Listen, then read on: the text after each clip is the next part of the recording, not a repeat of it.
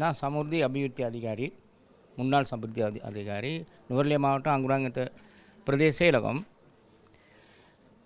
கடந்த காலில் இப்போ நான் தற்பொழுது 9 வருடமாக காத்திருக்கேன். எங்களுடைய இந்த பென்ஷனை எடுத்துக்கொள்வதற்கு 9 வருட காலமாகவும் இந்த காரியாலயம் உள்ளுக்கு வேலை செஞ்சாலும் பென்ஷன் போன சமுர்த்தி உத்தியோகத்தர் வந்தால் அந்த காரியாலயம் மூடி மாதிரி தான் இருக்கும். ஏன்னா எங்களுக்கு வேலை ஒன்றுமே நடக்கலை. ஆகவே இந்த வேலை திட்டங்களில் நாங்கள் என்ன மாதிரி கடைசியில் பார்க்குறப்ப கொத்தலாவல சகோதரர், அஜித் சகோதரர் இவர்கள் மூலமாக எனக்கு இந்த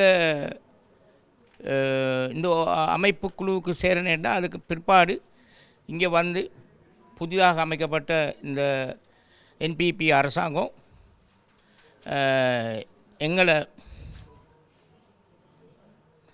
எங்களை வரவேற்று எங்களோட பிரச்சனைகளை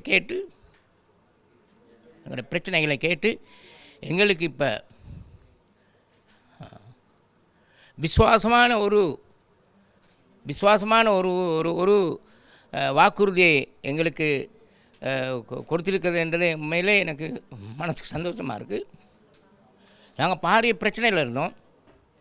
அரசு உத்தியோகஸ்தர் என்ற ரீதியில்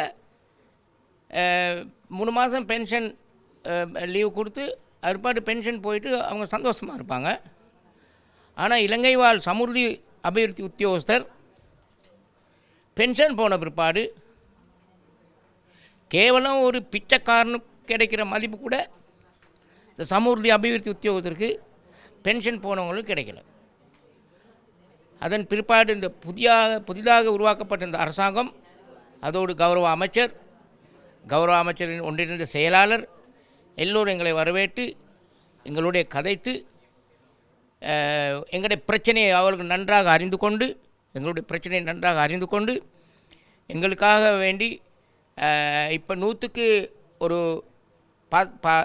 20% பென்ஷன் கையில் கிடைச்சிக்கிட்டு இருக்குது. இது சம்மந்தமாக சந்தோஷப்பட வேண்டிய விஷயம்.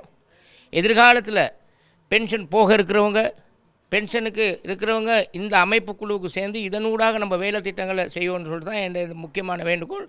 கடந்த அரசாங்கம் எங்ககிட்ட வேலை வாங்கினிச்சு, அவங்களோட அரசியல் செல்வாக்களை பயன்படுத்தியிருக்கு. யாரும் எங்களுக்கு தட்டில் வச்சு இந்த தொழிலை கொடுக்கல. நாங்கள் கஷ்டப்பட்டு தான் வாங்கினோம். அதுக்கு பிற்பாடு நாங்கள் ஓரம் கட்டுப்பட்டோம்.